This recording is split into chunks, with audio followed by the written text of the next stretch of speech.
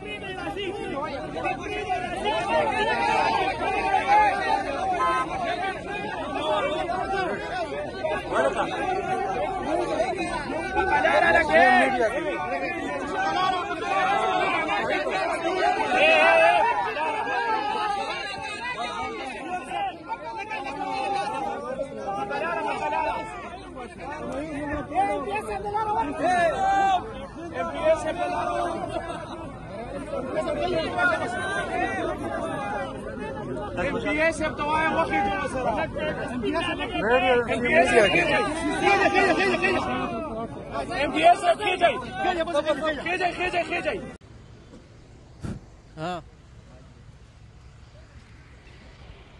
आप देख सकते हैं इस टाइम दीर की जानब रवानगी है और वज़ीर आला सुहेल अफरीदी इस टाइम यहाँ पहुँचे हैं और उनका शानदार वेलकम किया जा रहा है।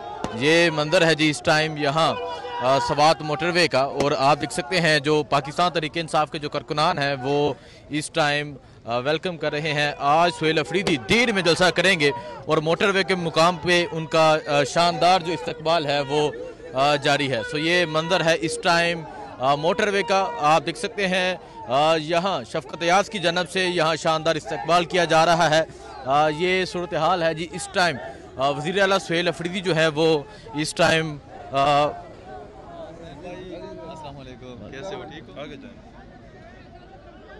ये मंजर है वज़ीर आला सुहेल अफरीदी जो है वो इस टाइम बाहर आ चुके हैं। ये मंजर है इस टाइम